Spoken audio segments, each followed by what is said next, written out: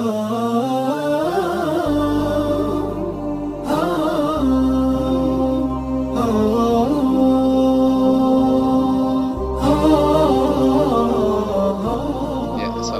warahmatullahi wabarakatuh.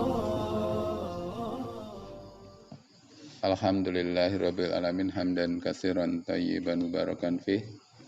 Asyhadu an la ilaha illallah wa asyhadu anna Muhammadar Rasulullah.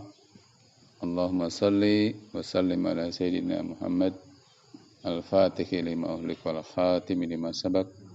Nasirul haqqi bil haqqi wal hadi ila siratikal mustaqim. Wa ala alihi haqqa qadrihi wa miqdarihi al-azim. Amma ba'd.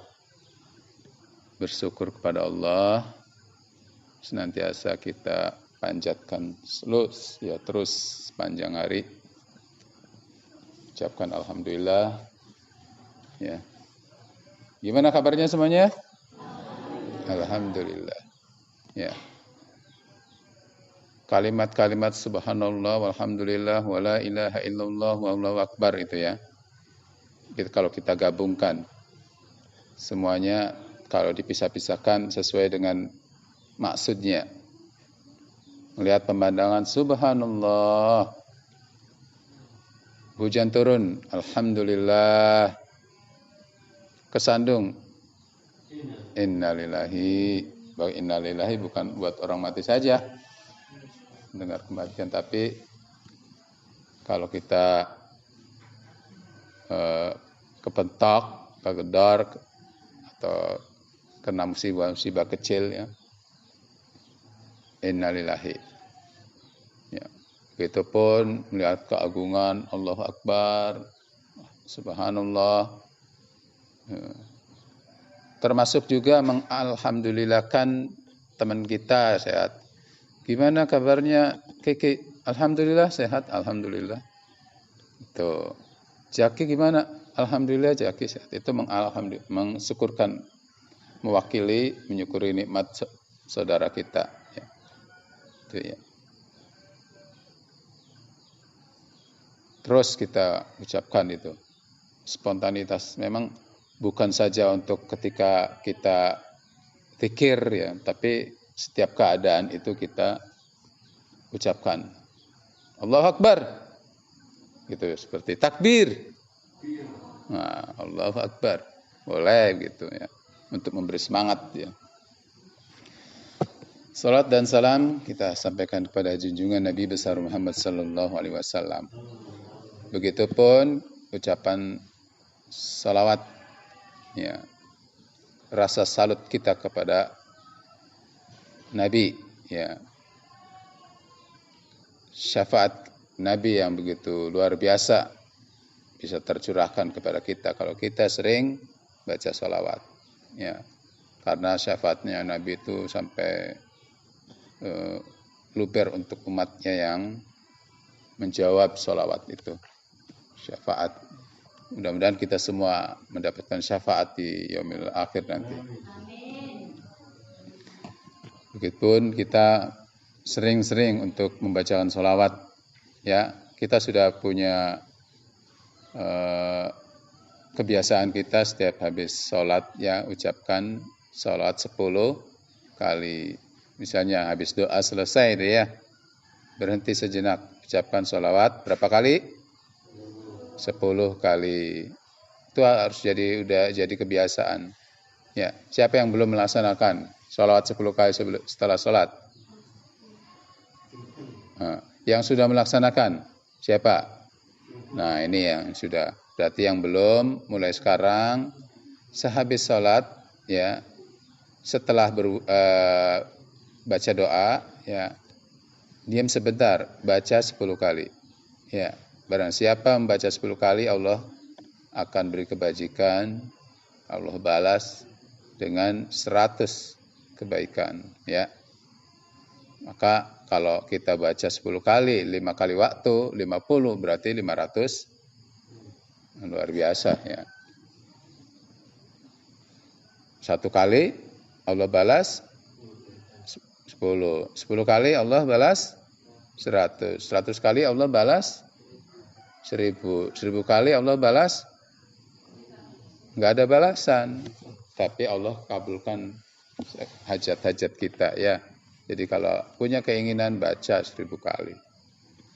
Insyaallah Allah mudahkan urusannya yang sedang dihadapi ya. Pagi hari ini Jumat ya, pagi Jumat seperti biasa kita akan dengan tausiah, yaitu kali ini akan membahas tentang program kita, yaitu tentang berkaitan dengan Al-Quran. Ya, karena pondok pesantren kita ya berbasis tahfidz ya, berbasis Al-Quran. Kalau sudah dikatakan berbasis Al-Quran, berarti hal-hal yang berkaitan dengan Al-Quran, program-program harus berkaitan dengan Al-Quran. Program apa saja? Ya, karena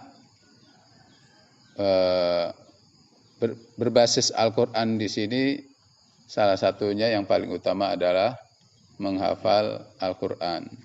Jadi nanti ada tahapan-tahapan yang akan dipelajari untuk menguasai Al-Quran ya. Pertama adalah bagaimana tahsinnya, bagaimana cara membacanya. Program membaca, program tilawah itu terus dilakukan. Kemudian yang kedua menghafal Al-Quran. Ya, terus karena programnya sangat panjang, 6 tahun, 5 tahun, 6 tahun bisa menyelesaikan hafalan Al-Quran, maka sedikit-sedikit kita menghafal Al-Quran. Oleh karena itu, kalian yang tinggal di pesantren ini, jadi punya program yang sangat besar, punya proyek raksasa, ya, yaitu menghafal Al-Quran. Ya, siapapun semuanya menghafal Al-Quran. Ya, dari pengurusnya, guru-gurunya, bisa jadi karyawan-karyawannya semua menghafal Al-Quran ya, karena pondok kita berbasis tahfidz ya, berbasis tahfidz dan wirausaha. Begitupun nanti kita belajar bagaimana cara berwirausaha. Yang berkaitan dengan Al-Quran, semua program-program yang berkaitan dengan Al-Quran harus semua tujuannya menjunjung tinggi Al-Quran ya. Salah satunya adalah menghafal Al-Quran. Kemudian yang kedua adalah bagaimana memahami Al-Quran, ya, membaca sudah dalam rangka tilawahnya terus, kemudian menghafal Al-Quran sedang berjalan, kemudian belajar kita yaitu berkaitan dengan memahami Al-Quran. Di antaranya adalah menterjemah, ya, menterjemah Al-Quran. Dalam menterjemah Al-Quran juga ada tahapan-tahapannya. Yang pertama, kita menterjemah, kalau bacaan Al-Quran sudah lancar, kita menterjemah per kata. Ya, kita per kata sampai 2 juz ya. Kalau sudah menterjemah per kata, kita masuk menterjemah secara bebas, artinya secara langsung. Ya, secara langsung. Waktu dalam masa terjemah per kata kita mungkin satu persatu ya, setiap kata. Seperti dalika itu alkitabu, kitab, la tidak ada, roeba keraguan, fihi di dalamnya, hudan sebagai petunjuk, li bagi al-muttaqin orang yang bertakwa. Nah itu terus sampai juz 1, juz 2. Kemudian kalau sudah selesai masuk ke program terjemah secara langsung. Jadi tidak berkata lagi, yaitu dengan cara ya, itulah kitab yang tidak ada keraguan di dalamnya sebagai petunjuk bagi orang-orang yang bertakwa. Nah itu harus bisa nanti seperti itu.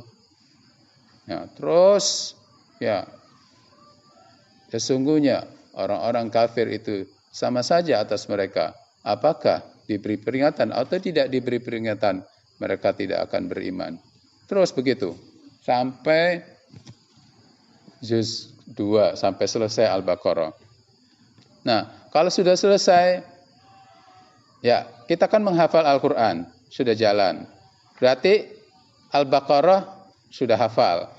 Nah, sekarang masuk ke program tanpa melihat.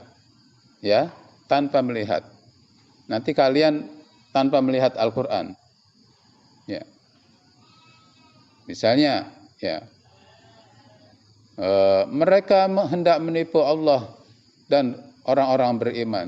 Tidaklah mereka itu menipu Allah dan orang-orang beriman, melainkan mereka menipu diri sendiri. Mereka tidak menyadari atau tidak merasa. Nanti seperti itu, ya, tanpa melihat, ya, tanpa melihat, mau langsung, mau satu-satu, ya. Misalnya kalau satu-satu, inna sesungguhnya alladzina orang-orang yang kafaru kafir, sawaun sama saja alaihim atas mereka, apakah andarta kau beri peringatan, am atau lam tidak tundirhum kau beri peringatan mereka, la yu'minun mereka tidak akan beriman. Seperti itu nanti.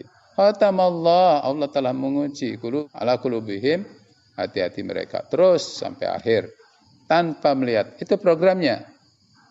Jadi masih terus, ya, tanpa melihat. Kalau sudah selesai, bisa mampu menterjemah tanpa melihat, luar biasa, ya.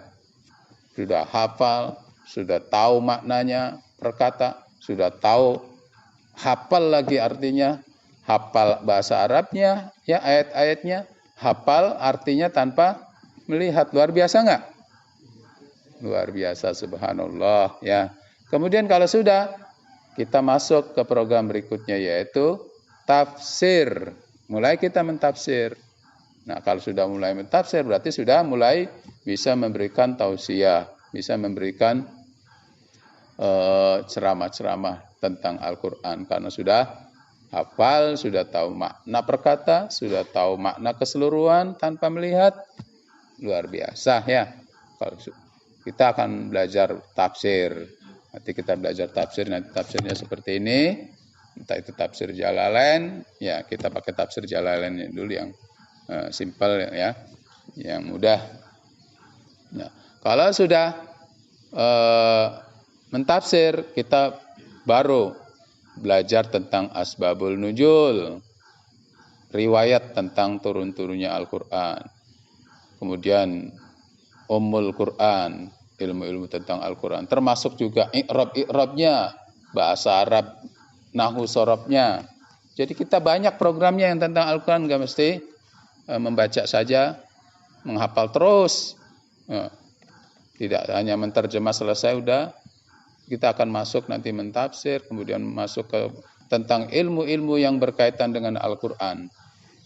Kira-kira tuntas Al-Quran itu. Nah itu, ya, luar biasa. Karena apa? Harus semuanya selesai Al-Quran, i'rabnya, bahasa Arab, nahwu sorobnya, ya.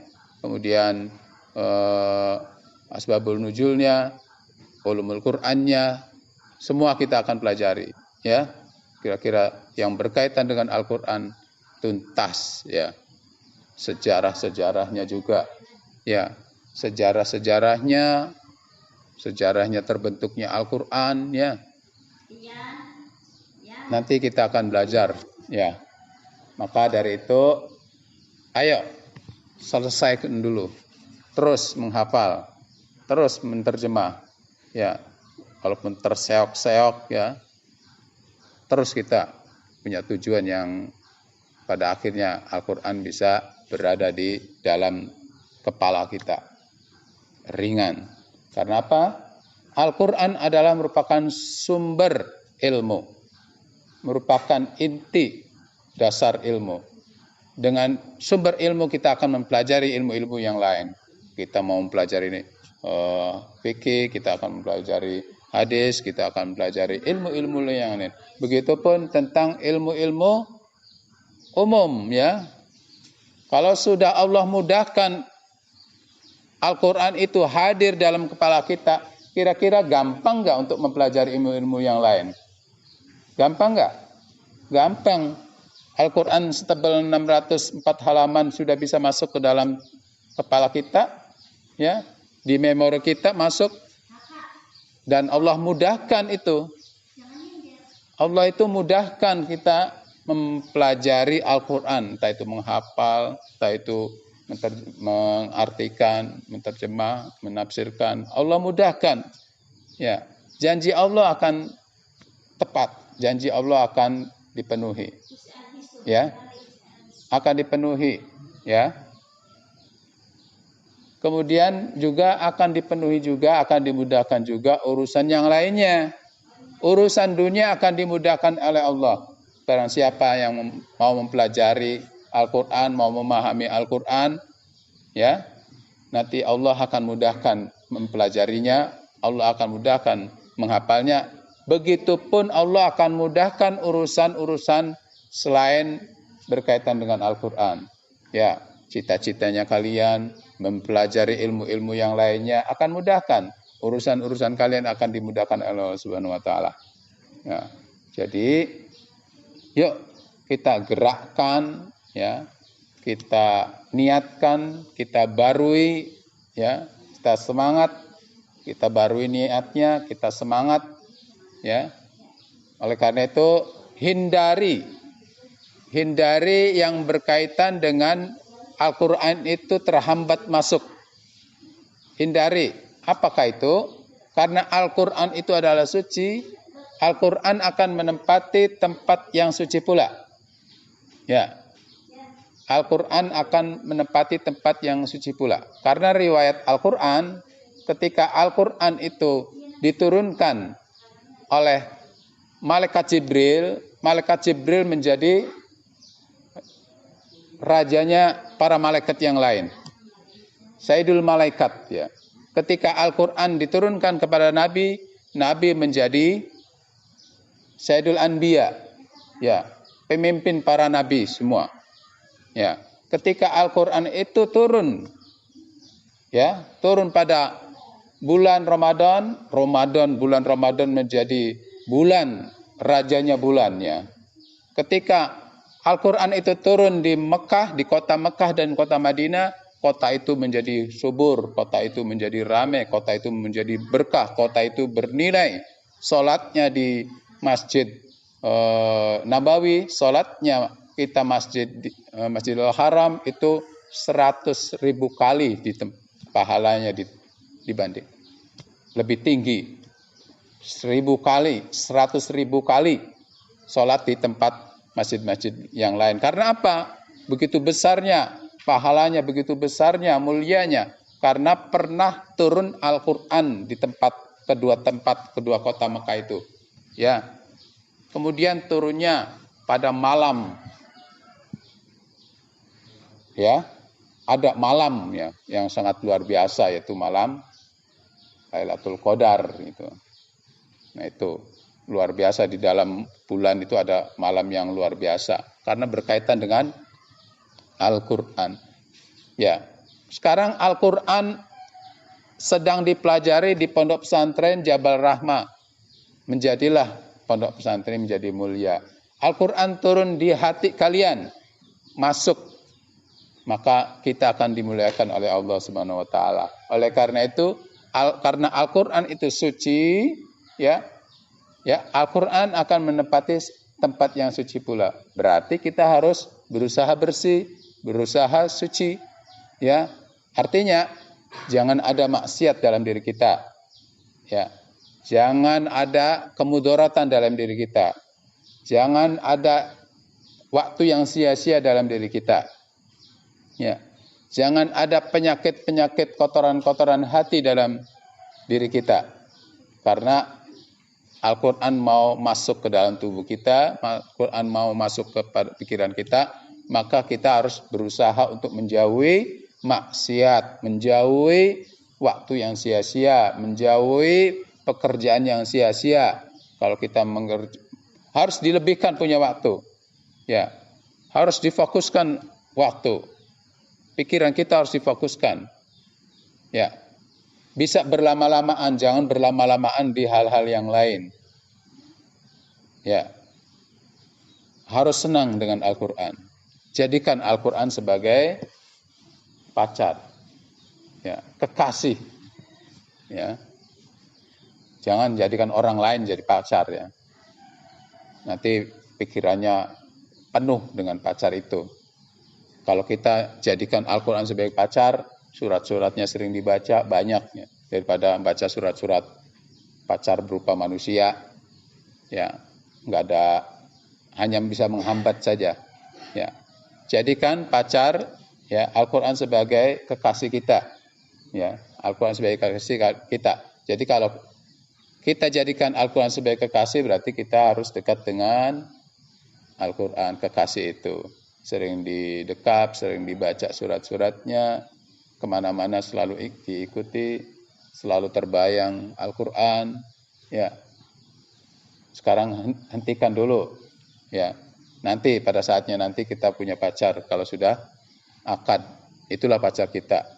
Untuk sementara karena waktunya masih panjang, dalam masa-masa pendidikan sudah, jangan berpacaran.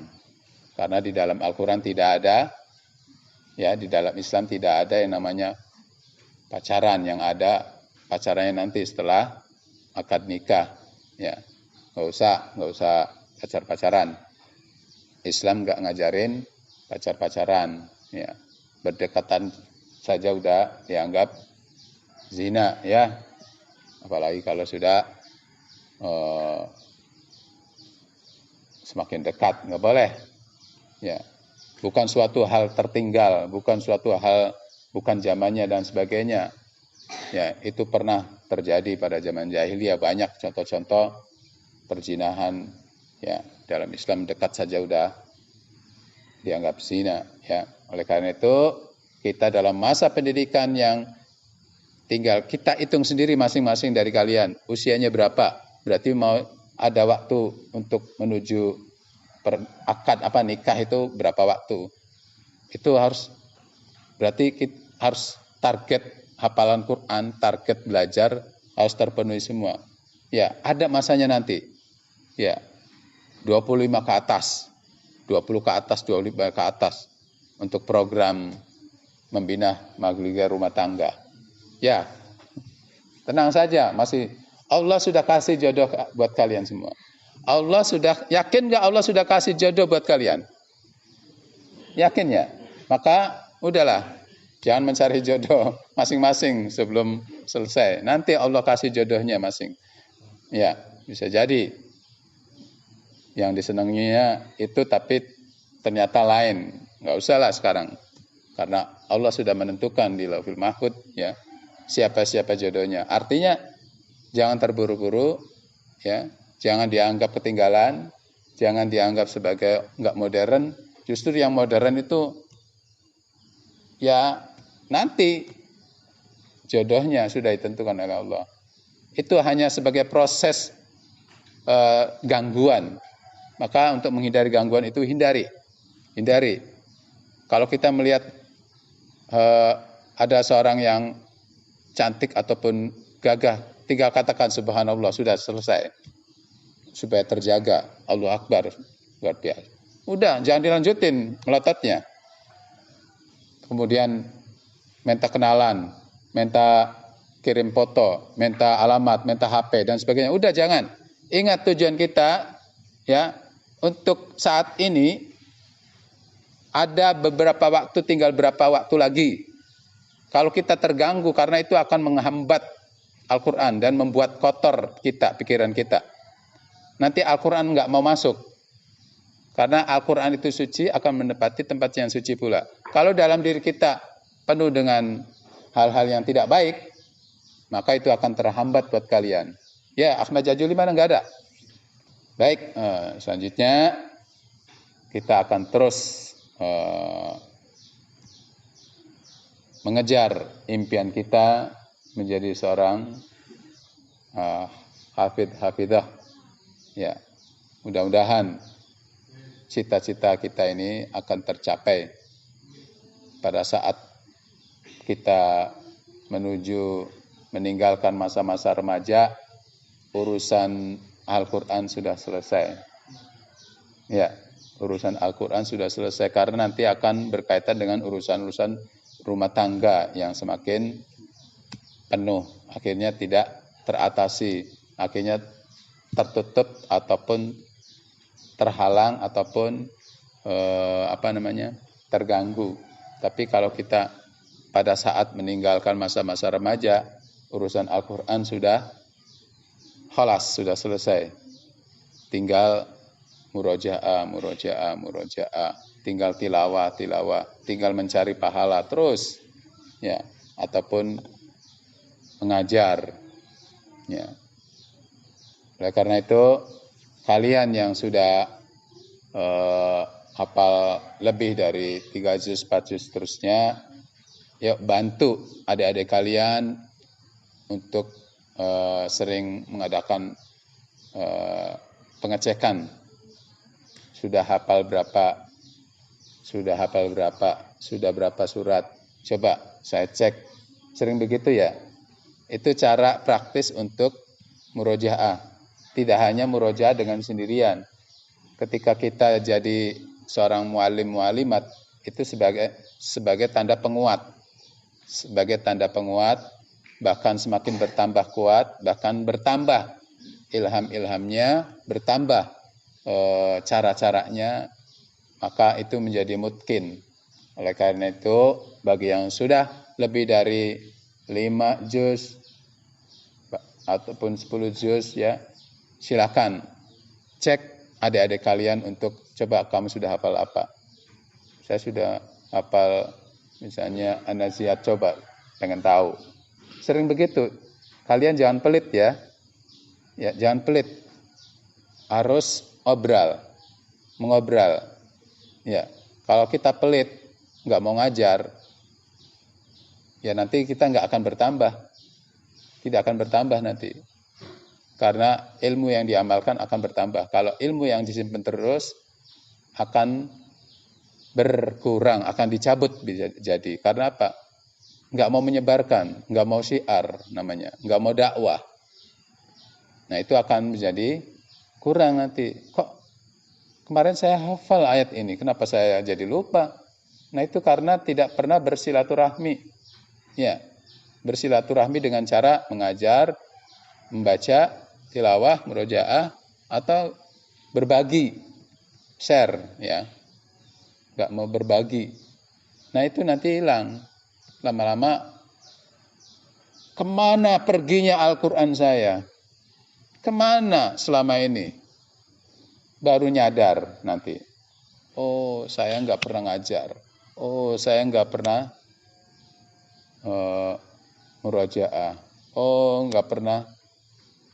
Oh, saya pelit dan seterusnya. Baru sadar. Nanti akan membangkitkan kembalinya susah. Susah. Lebih susah ketika menghafal.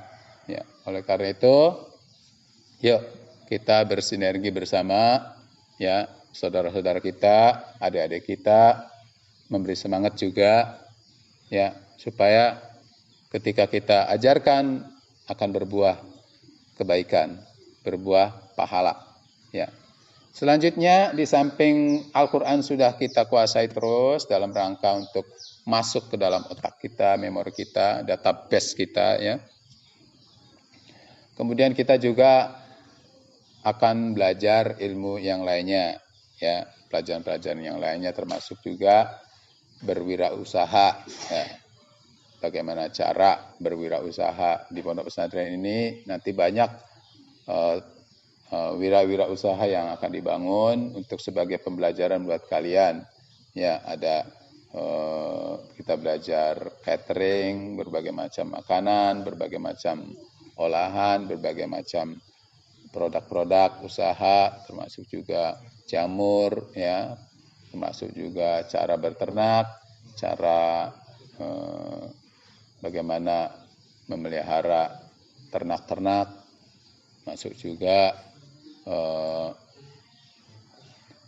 cara berbisnis, ya, cara berdagang, ya, cara berdagang ala Rasulullah. Nanti kita akan belajar sambil tetap kita menjaga program yang utama, yaitu menghafal Al-Quran. Itu sebagai sampingannya, ya.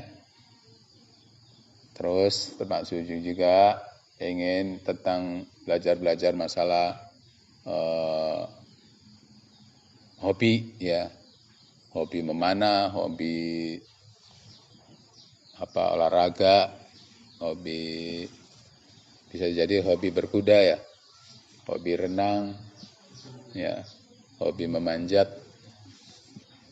ya, hobi marawis, adrah. Nanti kita berusaha untuk diadakan ya.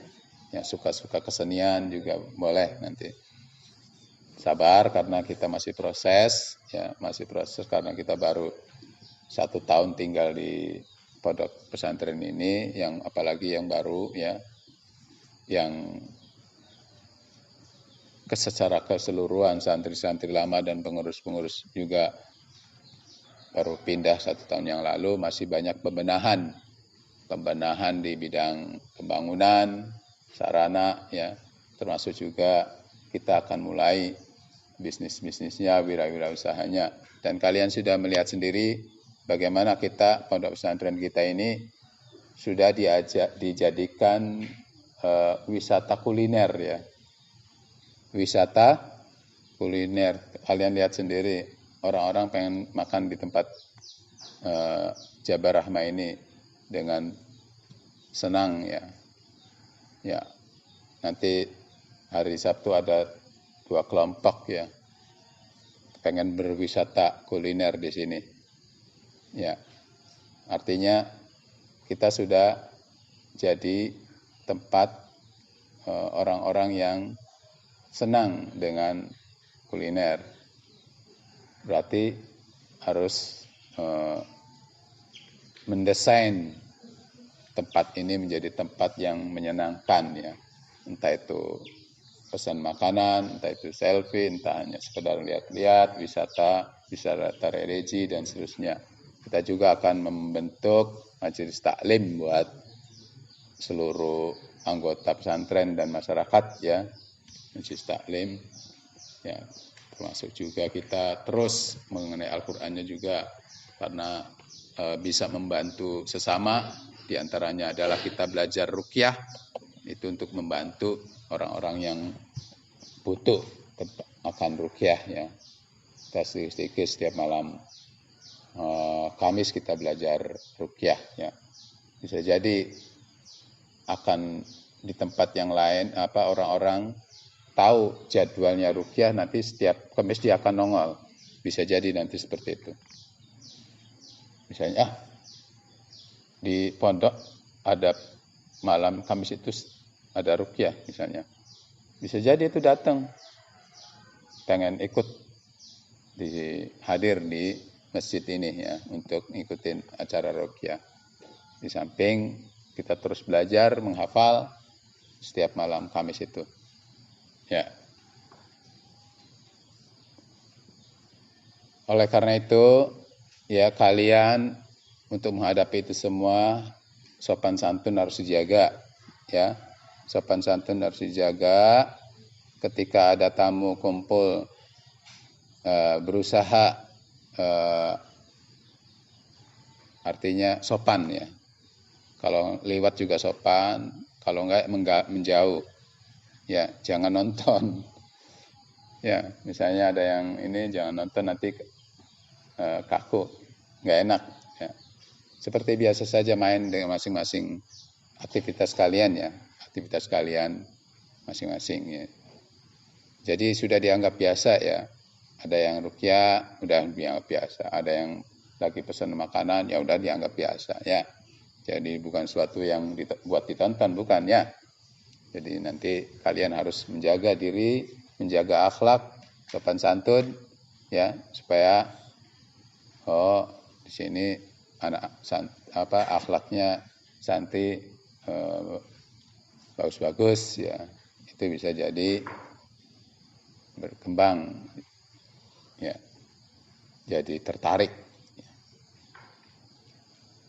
Baik, mudah-mudahan apa yang saya sampaikan bermanfaat ya. Kita ambil manfaatnya, buang yang enggak manfaatnya ya. Silakan, ada yang ditanyakan barangkali atau usul, saran. tentang program Al-Quran, tentang program wirausaha, dan yang lainnya? Tidak ada? Baik. Terima kasih atas perhatiannya. Mohon maaf kalau ada kata yang salah. Ya. Akhirul kalam, baca hamdalah dulu lah.